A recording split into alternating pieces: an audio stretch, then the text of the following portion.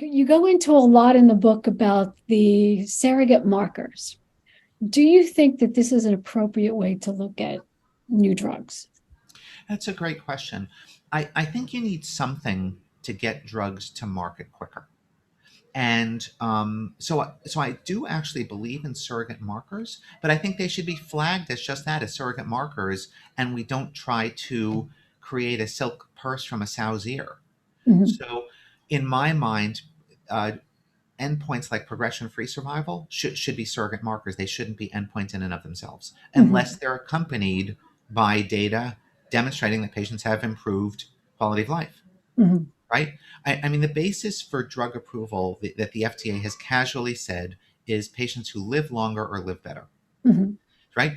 With progression free survival or other interim markers like this, I always take a step back and think about myself in an exam room with a patient seated 4 feet away and how I would explain to them what that endpoint means in terms of how they're going to live longer or live better, right? Mhm. So if it's an improvement in overall survival, I can look a patient in the eye and say, on this study, people who had the same cancer as you at the same stage lived longer on average when they got this drug than when they didn't get this drug. That's an Mhm. easy conversation to have. Mhm. Or I can say, patients on this study reported that they felt better, and this is how they felt better. They had less fatigue, they were able to do more activities. However, quality of life for patient reported outcomes were measured. They had less pain. With progression free survival, I could never figure out how I would communicate that to a patient as a benefit, Mhm. right? And imagine that conversation. This drug showed that you're not going to live longer, you're not going to feel better, but you're going to go a longer period of time without your tumor worsening. Is that something that you want? Mhm. And in my mind, the answer to that is, well, it's not going to make me live longer or live better. Why would, a cancer growing by a little bit isn't as big a deal to me, particularly when we know that 1/3 of the times radiologists will disagree about whether or not someone has truly progressed on a scan. Mhm. So if there's that much, essential misclassification of progression in the background, and that's what your endpoint is, gee, it gets awfully messy awfully quickly. Mhm. So to summarize, to answer your question, I do think there's a role for surrogate markers for a clinically meaningful endpoint. I think we should be adding to labels a big fat asterisk Mhm. that says this approval is based on a surrogate marker, and this approval may be temporary Mhm. as we await more safety and efficacy data. Mhm. I do believe in getting drugs that show a real strong signal of efficacy to patients who desperately need them quicker.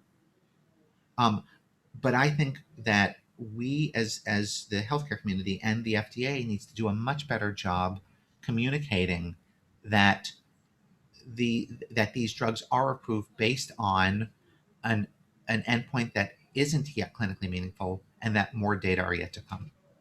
Now, since it's been 10 plus years since the Avastin hearings, do you think accelerated approval process is benefiting patients?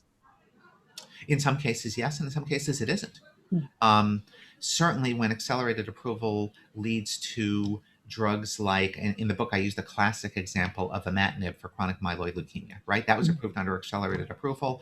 That has changed the natural history of the disease to the point where people who achieve a molecular response have life expectancies that are the same as people the same age who never had a diagnosis of Mhm. leukemia, right? Mhm.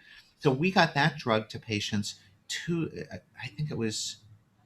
I think it was 2 years earlier than it would have for full approval. So for 2 years, people got a drug that was so wildly effective, it changed the landscape of bone marrow transplant for chronic myeloid leukemia. Mhm. And I remember the American Society of Hematology annual meeting when the data were put up about patients with chronic phase CML and their survival historically with transplant and the same period with imatinib, and how those curves had like about a 4 foot gap in between them, Mhm. right? I mean, it was breathtaking. The audience gasped when it was put up.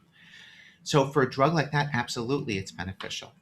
Um, for drugs that, such as checkpoint inhibitors, which have really changed the treatment paradigm and survival for people with certain types of lung cancer, lymphoma, certainly melanoma. President Carter is an example of that, former President Carter. Um, Yeah, I think accelerated approval was a incredible benefit for years for people who were able to get those drugs earlier. But for the PI3 kinase inhibitors, Mhm, I don't think that was a good idea. mhm, And in fact, we wound up exposing patients to drugs that were toxic, probably negatively affecting people's quality of life, although I can't mhm. cite a study that shows that their quality of life was worse, and for what looks to be very little, if any, clinical benefit. Is there anything you think can be done to address some of these issues to make it a better process?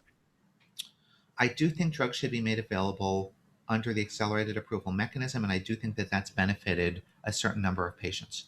Um, I, in terms of a better process, I'm going to circle back to what I said earlier. I don't think the FDA has done a great job of communicating what accelerated approval means. Mhm, I think they've defaulted to every drug we approve is safe and effective, and we've vetted it and it's ready for prime time for everyone. I think it's okay if the FDA says we have a class of drugs approved under accelerated approval where their safety and efficacy doesn't have as much data supporting it as a mhm, drug that received full approval.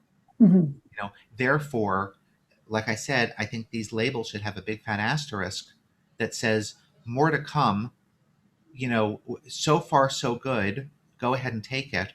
But ultimately, this may be shown to be not as safe and effective as we thought initially. mhm, So I do think they need to do that. I do think the FDA needs more authority to be able to pull drugs when that safety and efficacy is in doubt. mhm. And that's, of course, legislation that's, I think people were hoping that that would be tied to the renewal of PDUFA, and then it really wasn't.